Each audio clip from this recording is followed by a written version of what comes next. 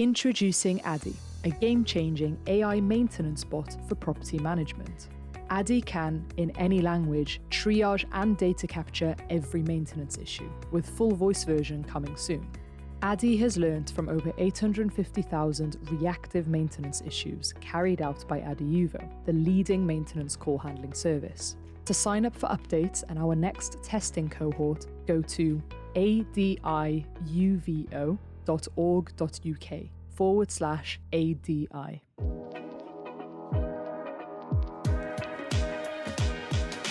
Welcome back to Season 12 of the Propcast. I'm your host, Louisa Dickins, and this season we'll be discussing all things smart buildings and the digital future. This week, I spoke to Edi Demaj, co-founder of KODE Labs, and Ilene Goldfine, SVP and Chief Digital Strategy Officer of Hines, on how to future-proof your portfolio and company culture. I was thrilled to have the opportunity to speak to Edi and Ilene on the podcast as we unpicked how and why real estate functions differently from all other industries, and how scalable software can add real value very quickly. Some key takeaways from this podcast shows the importance of a listen-first mentality, cultural contribution, and diversity of thought. What I loved about this episode was that both our guests are so passionate and drilled to change the way real estate is run, whilst also demonstrating that it can be done very quickly. The fact digitalization is happening slowly is not a negative thing. The podcast shows that a change in attitude and a change in the type of skilled people we hire can help address the pace we innovate, ultimately determining how we can make our buildings more profitable, efficient, and sustainable. So please tune into this podcast if you want to know Ilene's walk-up song, and I'll give you a tip, Mum Spaghetti. Thanks for listening.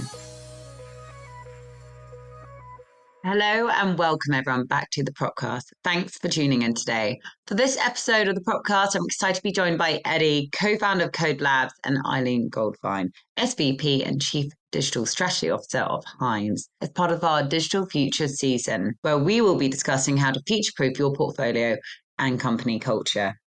Welcome to the show, Ilene and Edi. Thanks so much. Thanks for having us. Thanks for having us. Appreciate it. Well, I met Ilene and Edi, must have been a few months back, at RealCom's 25th conference in Sin City. For those who don't know RealCom, it's a huge conference focused primarily on smart buildings. So I'd really recommend any CIO, CTO, or smart building founder to attend if they haven't already. Just give Howard or Tracy or any of the team a call. But on today's podcast, what we're going to be hearing about from Edi and Ilene is obviously they're going to be talking through their careers today, but also how they've created a successful partnership between KODE and Hines. Edi will be sharing how a smart building operating system can transform the way real estate is managed and experienced, whilst Ilene will be deep diving into how two very different types of businesses in terms of, scope, this general sort of size, can facilitate a healthy, inclusive and innovative culture, as well as a strong partnership with a tech firm. Now, for founders listening in who are looking to scale or make profit, Edi's one of the few founders that made profit in their first year and is continuing to do so in what is a pretty challenging market. Edi has successfully expanded across different geographies recently. So he's going to be sharing with us some tips of how to do so. So I hope you enjoy this episode of the podcast. And I'm super looking forward to Ilene and Edi, who will be sharing all their plans to flip this industry upside down and make change happen, and also own the real estate world. So enough from me. Let's bring in our guest. Edi, why don't you start? What's the story behind KODE Labs? Talk us through, obviously, where, co-founding a business with your brother. I would love to hear a bit more about your journey today. I appreciate it. Thanks again for having me on here. Very excited to be a part of this with two monsters in the space. So story of KODE Labs is that both myself and my co-founder have been in and around the real estate industry really since our early tech careers, meaning even pre-college. And, along the way, we started a couple of different companies and, we're deeply involved in real estate management, development, asset management, property management, et cetera, engineering side. And what we realized is that the real estate space functions completely differently from anything else, around us. And when you think about that, you're like, okay, there's a ton of reasons, and we could talk about philosophical views, et cetera, with regard to why the real estate space is kind of lagged behind, all the other industries for the most part. But, our view was that it needed to get on par with everybody else, with all the other industries. And that starts for us, it starts with, it needs software to basically lead everything, because that's what scales. Everything else is just, it takes time. So we set out to basically build the cloud, the smart building cloud, in short. And what that means is basically an operating system that lives in the cloud, has the ability to integrate all core building systems, IoT, any other software, hardware that the built environment uses to operate into that single pane of glass, and then serves as, the data hub, data lake, depending what terminology people are using. But really, in essence, it's an operating system that allows for the ability to visualize, command, control, analyze, and orchestrate between different systems to basically deliver on these different use cases and goals that companies like Hines have. Without the ability to normalize data across, hundreds of different systems, it's impossible to talk about anything else like AI and ML, which have kind of become these terms that everybody uses. But then when you kind of go under the hood and go, okay, you can't do ML unless you have the ability to normalize data. And if you're only attacking one specific vertical in trying to address, how we save energy and carbon emissions and go on this, decarb journey, you're probably missing the other 15 different systems and experiences and goals that a company may have. So, our view is that the way we do that is by delivering a cloud platform that has the ability to kind of account for all these different variables and then orchestrate from there to drive these different experiences that different companies have. So that's what we set out to do back in late 2017. And it's been a fun journey so far. We're a team of a little over 150 people now. As you stated at the beginning of the podcast, we're doing business across multiple continents now. I have a ton of partners that, are also working with a platform in addition to direct clients. Just excited to continue to add some value to the space. Amazing. Thanks for that, Eddie. And those who are watching this, I don't know how many people actually watch it. I would never watch a podcast on YouTube, but Eileen's nodding along to a lot of this, and it's actually perfect timing for Ilene to introduce herself and basically her role, a very senior role, and how it's also changed in terms of what she covers. She's data centric. She's also about sort of, building out different team skills and everything like that. So Ilene, like you're nodding on a lot. Can you talk us through a bit more about you to the audience and get a feel to how you would actually work with technology business like KODE? Of course, I'm nodding because this is like my love language. I mean, talking about data and and making things efficient and things like that. So my background is that I started Hines like 1.5 million years ago, actually at a property.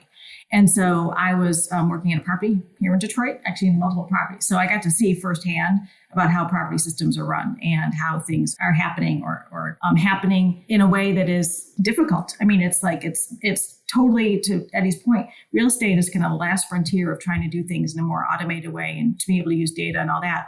And so when I started, you just watched it and it's all manual. And everybody's trying to do right by the property, but there's got to be a more efficient way to do it. So my career, again, started here at properties and took a journey all throughout Hines with the goal. Every single part of my career was about, I joke around working myself out of a job, but it was more about how do you make things more efficient? How do you make things better? How do you actually go and use tools and technology and business process and training to actually do things more efficiently? So the precursor to the role I'm in right now, I was asked to basically start up a group about 8 or 9 years ago, which was literally waking up every day thinking about how to do things better. That was the job description. I jumped at it. And with that, it was started our data journey at Hines.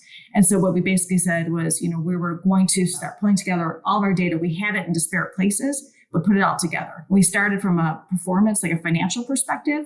Again, we had it in disparate places, but start putting it together to see what it says.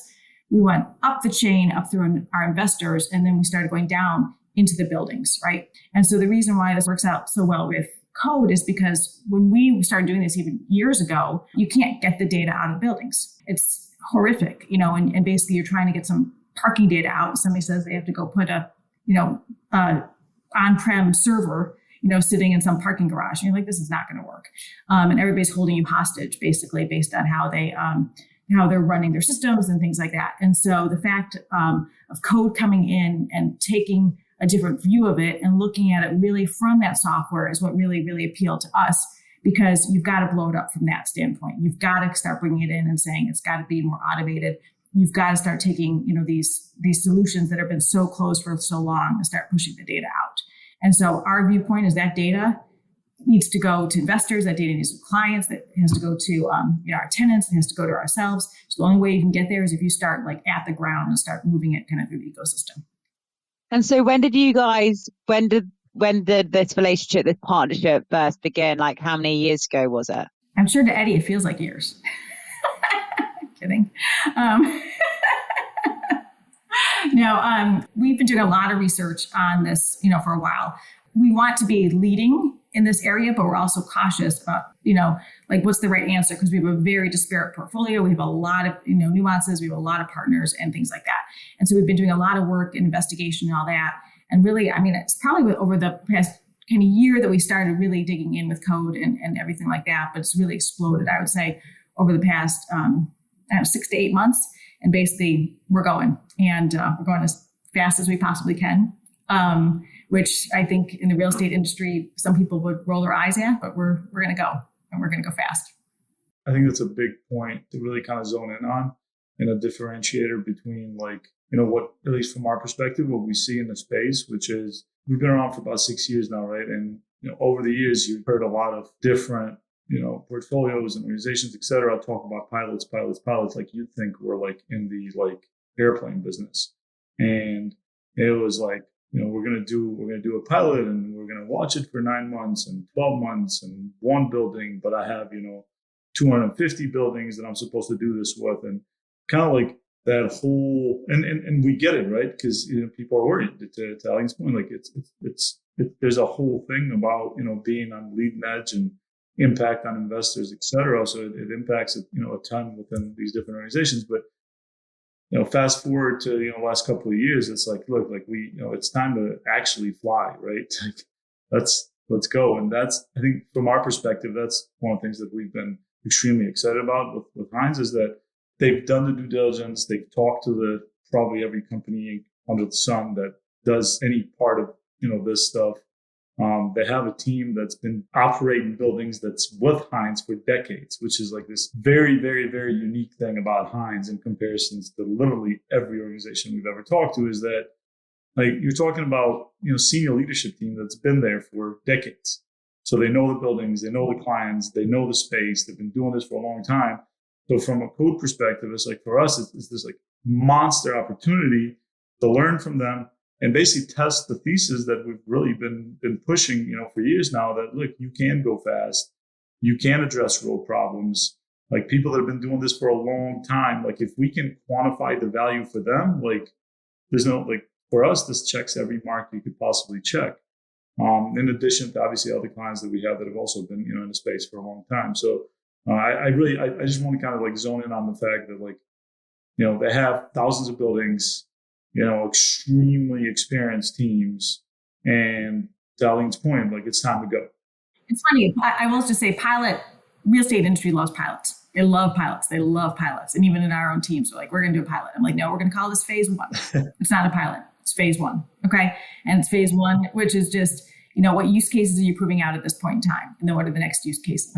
This isn't, so, we're going. And actually what's really exciting is we started going, and as we're going, like we actually have to somewhat contain the enthusiasm a little bit at Hines, because now they're like, well, and now go do this, go do this. I'm like, okay, so it's, I'd rather have that problem than not, but it's fast and furious right now. So it's awesome. That's good to hear. We don't often hear the word fast when it comes down to digitalization of real estate. So that is promising. Isn't Hines starting up or have started up an innovation lab as well internally, or innovation fund? We had an innovation group before. We have a group called EXP right now. And EXP is made up of 2 different groups, which is our ESG, our global ESG group, as well as our Hines Global Ventures group. And the Global Ventures group relates to kind of venture and, pulling together kind of different thesis about disrupting real estate, in a bunch of different ways, including, potentially have investments and things like that, in different technologies. So that actually is launching. But one of the reasons, honestly, that we did away with the word innovation is because the mindset at Hines is that we're constantly innovating. So Mr. Hines was the most innovative person that, we all have ever met. I mean, it's It is our DNA. It is absolutely in every single thing that we do. So the decision was made that we're not using the word innovation anymore, because that's actually what we do every day. And every day we should be pushing the boundaries, and every day we should be moving forward on, what's different and what can we do better in a building and for an investor and all that. So we are actually not using that terminology anymore, because that's just part of our business model, is to constantly innovate. Amazing. And this is, I guess, ties in quite nicely to the next thing, which we're going to talk about.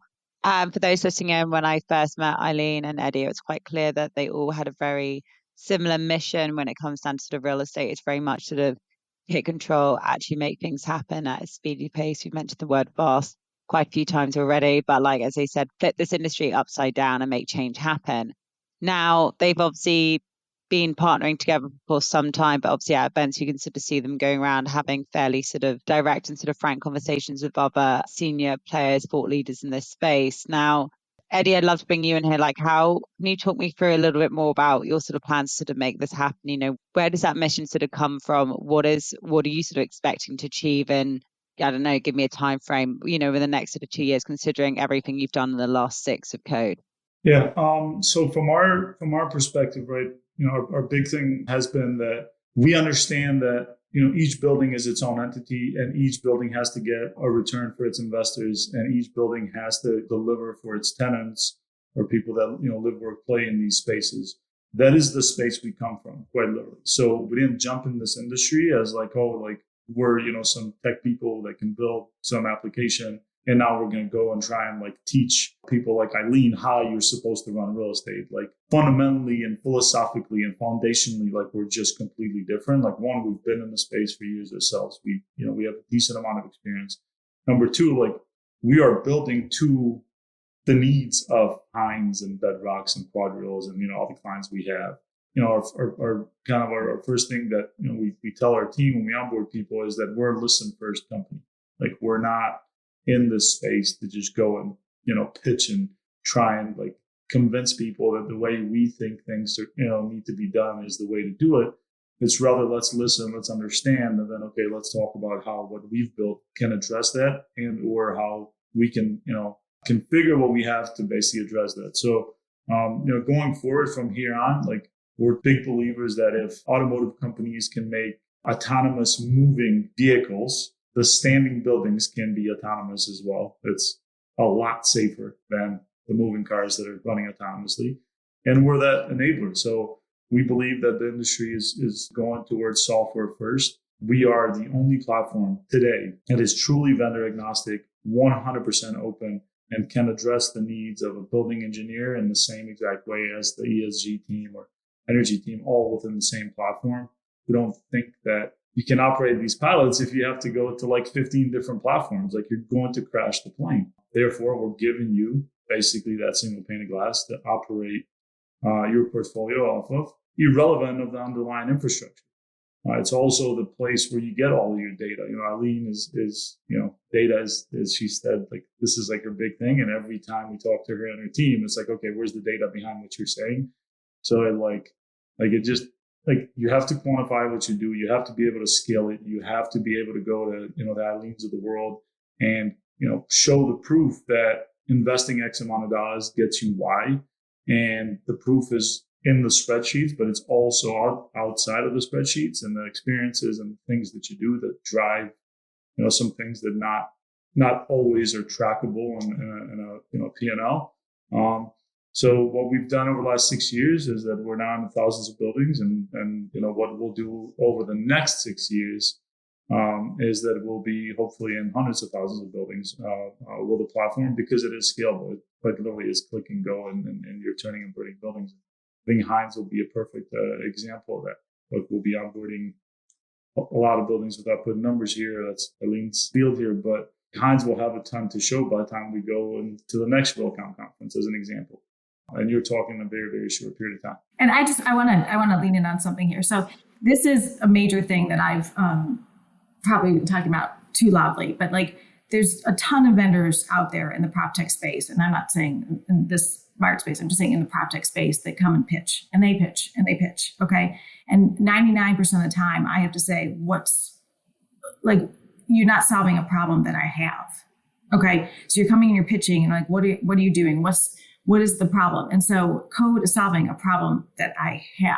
Okay. And it's a problem that I have in multiple different places. And I think that's a really important thing to note. And so everything that we do and everything we look at, I look at from an X and Y axis of return on investment and ease of implementation. Okay. So you should always be in that kind of upper right quadrant of it should be high return on investment and it should be easy to implement and you should go. And so from a code perspective, I mean, it's clicking all those boxes. Okay. If I'm ever in the left lower hand quadrant of it's hard as hell to implement and it doesn't give me return on investment, I shouldn't be there. I should never be there. Okay. So there's enough things in the real estate industry that you can be hitting on those higher ROIs. And so that's why, code, coming in with the background, right. And with the listen first approach and with all that to recognize that there are these problems. How do you solve the problems? How do you tick off on multiple ROI initiatives? Okay. And how do you do it easily? So that's a really key point. Yeah, I was definitely going to pick up on that. I'm part of this group called Real Estate Investment Management Tech Association. I'm sure Nakash and Imran, who sort of chair it.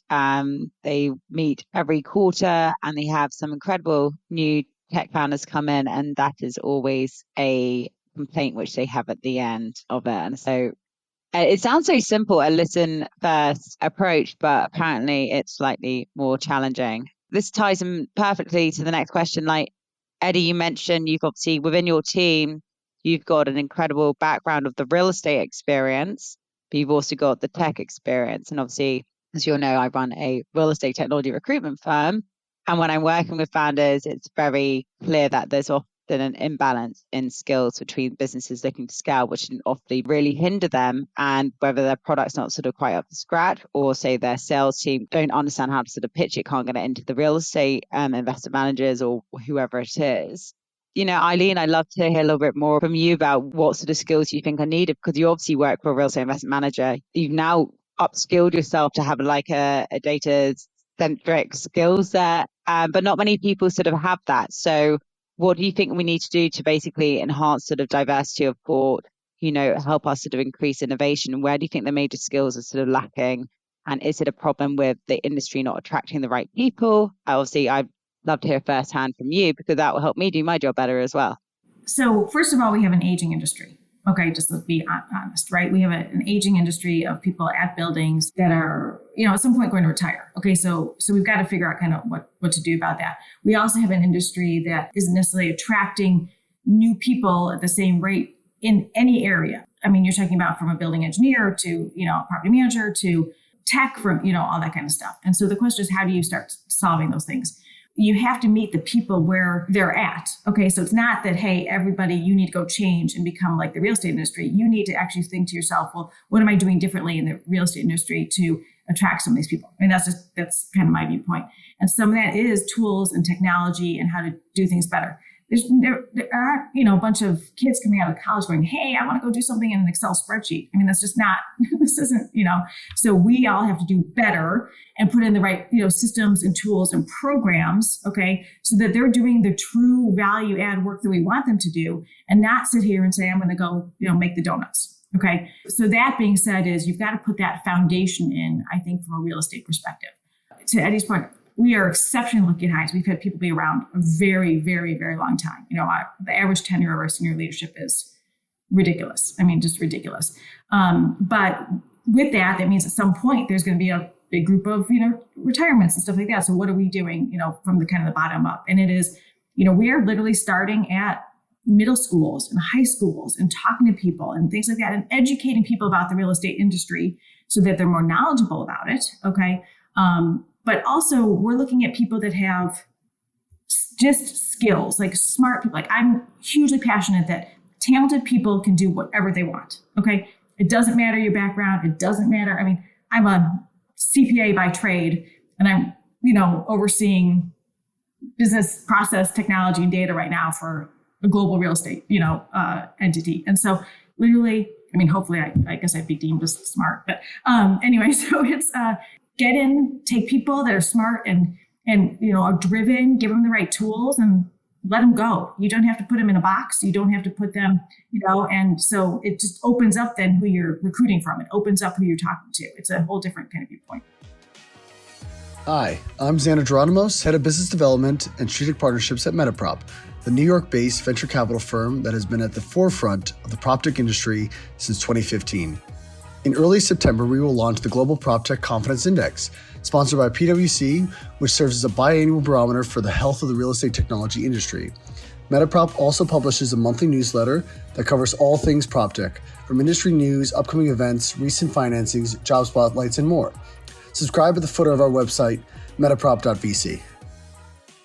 Well, Edi, you mentioned when we spoke, obviously, the importance of cultural contribution and that, once we've got the people, so we've attracted them, we've gone over everything that Ilene sort of said to attract them. It's, I think, to retain people, and this is something I've just done the second year salary report, which is all about obviously attracting people, getting people the right salaries, but also retaining them and looking after them. A big thing is that company culture. Obviously, company culture has changed the whole time, especially in its scaling tech business. I'm sure, Hines, you have a very definitive company culture you work bloody hard at because of the size of your business. Like, Edi, what do you mean by sort of cultural contribution? How do you define culture yourself? How do you maintain it? How can you make it a good culture as well? Because it's very subjective to every single individual, depending, what people like. I think the first thing that you have to do is you kind of have to decide who you want to be when you grow up. And that's like whenever you start a company or whatnot. And then there's some things that are just foundational that you're not going to change, that you shouldn't change, in my opinion. And that is that's where everything has started, like with code, right? Well, that should not. Like, there's some things that just are an absolute no. There's no changing them. And they're very simple things, which is you do what you say you'll do. You will listen first. Like 100% of the time, you will listen first. Like you cannot go in there trying to sell somebody something without even understanding like their current state, right? So that's like foundational, right? And then over time, diversity of thought, diversity of background, diversity period. If you're not embracing that, then what you're basically doing is you're putting people in boxes, and that's just not how we function. That's not who we want to be. That's not who our team is. So we're very, very upfront with everybody that ever talks about joining KODE Labs is that, one, it is not a job. If you want an 8-hour job, we are not it. Like, sorry, it's just not the company to come at, right? If you want this, like, I only check these 4 boxes and anything outside of these 4 boxes is not my job, we're also not it. There are plenty of companies that do that, and like, more power to them. It works for some, it doesn't work for us. And then beyond that, it's like, we're not perfect, nor will we ever be perfect. It is extremely hard to be perfect and go really, really fast. But what we will always do is we will respond faster than everybody on anything that ever comes up that is internal or external, 100% of the time. We will outwork anybody that we're ever competing with. And we're always going to do what we say we'll do and be honest and transparent. Listen, like, it's just like, that's basic. That's foundational. Like, that's basic. There's no they did this, I did that. Like, we are the they, period, end of story. That's internal, that's external. And anybody that brings new ideas, and we are people, to Ilene's point, like, we're after the best athlete. We're not always like, we're not specifically looking for like, okay, the best at this very same thing. Like, if you're a good athlete and you can embrace an open culture where everybody is contributing to kind of its growth, then we're it. If it's not that, no problem. Just not a fit. We move on and go on. There's a lot of people on this planet, so you can recruit from, right? I do want to touch on one quick thing just for like 10 seconds, which is Ilene's one. Like, this is like the core problem in our space, okay? Which is a lot of the companies that have been, operating the space, the big companies, won't mention any names here. They've basically ran businesses in a way that like gets you stuck in this proprietary world where you learn system X, and then you, by like definition, get stuck deploying that across your whole portfolio, knowing its issues. Like, we hear this all of the time. Like, yeah, we have this, we don't like X, Y, and Z, but we're stuck deploying it because our workforce, that's the only thing they basically understand, and they're not willing to move it. This is why we literally started the company. Like, this is one of the core reasons why we started the company. It has to be normalized.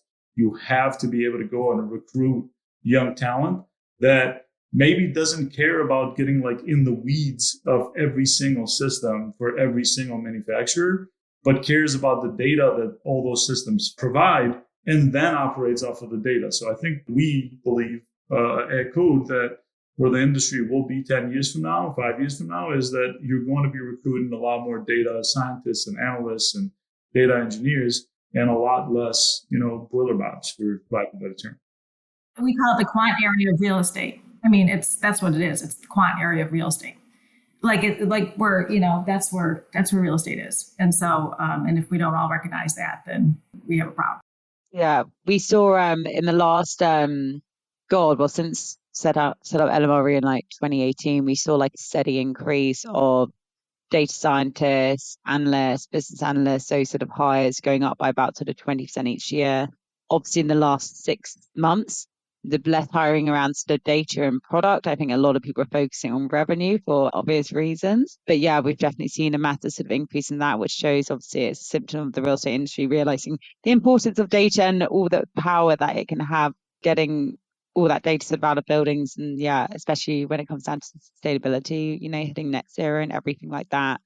I'm very conscious of time. I said to Ilene and Edi before, who are both from Detroit, that we wanted to have like a little bit of fun at the end of the episode. And because I'm fairly green when it comes down to Detroit, I would love to go. But my main knowledge of it was that Eminem was born there, which they sort of laughed at, and that he also has an eatery, which is called Mom Spaghetti. I'm sure everyone knows this song from 8 Mile. I'm not going to rap it for you, just listen to it. But I wanted to ask Ilene and Edi to share like a fun fact about themselves or something about the smart building for us to end the show on. So I don't know who wants to go first. Let's go with Ilene for ladies first. What do you want to share with the audience? Could be about Detroit, could be about you, Hines, I don't mind. I'm going to tie it to something that some people know, not everybody knows, but back to the Eminem. So I have a walk-up song, and every time that I present by myself, whether it's internal or external, like not kidding, I have a walk-up song, and the walk-up song is Lose Yourself by Eminem. So that's my fun fact about me and basically about Detroit is that that shows up on a regular basis, whether it's internal or external. So if you ever see me present, people will recognize the song. I love that so much. That I didn't expect that, Ilene, either. So thank you for sharing that. Everybody should have a walk-up song. I need a walk-up song. Edi, what's your fun fact? Do you have a walk-up song? I'll tell you what, Ilene asked me that, and I've been like thinking about this for a while. So not yet, haven't landed yet, but there's like a top 5 that is I'm in pilot phase when it comes to walk-up songs. But I'll figure it out before I crash. I love it. Edi, is there anything you want to share with the audience about yourself or KODE or any exciting things to expect over the next sort of 6 months you have coming up? Yeah, so a couple other kind of important things from a KODE perspective that I think are important for anybody that has an interest in the space or wants to talk to KODE is that when it comes to like due diligence and who to work with, et cetera, and then we touched on it briefly during this podcast, but those things are really, really simple to from our perspective, which is look at the team makeup. If you're talking automation, machine learning, AI, and you have 2 software developers, no data engineers on the team, the likelihood that any of that is real is just not true, right? Other kind of interesting thing from our perspective is that, we're not a typical Silicon Valley startup that has raised a ton of money and is, running, in negative, trying to, fly to the moon. We build an efficient business. Like we're a profitable business. We've been profitable since year one. 100% of what we do is always shared with 100% of the team. This isn't a, 2-person show or 4-person show here at KODE Labs. We have 0 churn since our founding, so we've never lost a client. We've never lost a building. 100% of our client base that's ever done any business with us continues to grow with us. And I think some of these things, like we share them because we're obviously proud of them. It's not just the tech; it is also the people. But we also believe that like there's no better indicator of whether something works, scales, and does what it's supposed to do than looking at at these sort of numbers. As far as the next 6 months go, we have some new products that we'll launch that will 100% change how the space has viewed core infrastructure against financials and everything else that happens on the other side of the business that isn't often talked about unless you're like Yardi, who's been around forever. We're that bridge. Like we have multiple new products that will launch here by the end of the year. Some of them are already in portfolios like a Hines that we believe will really kind of help change the space and how people view the space and everything related to smart buildings, efficient operations, energy, etc. Awesome. Thank you so much for that. And I guess other investment managers similar to Hines who are listening in, looking forward to get rid of your legacy system, maybe you're looking for a new smart building operating system. Hopefully this is a great case study. You have Ilene, who knows this industry inside and out, talking about the positives, the value adds of having a solution that sort of works. So definitely reach out to the KODE team. Anyone who wants to see, reach out to Ilene on anything to do with culture, data. She'll be probably speaking at an event and probably be walking onto an Eminem song. So it's been an absolute pleasure having both Ilene and Edi on. I'm so glad I met you a few months ago. And thank you for joining the show. Thank you. Appreciate you having us. Thank you so much.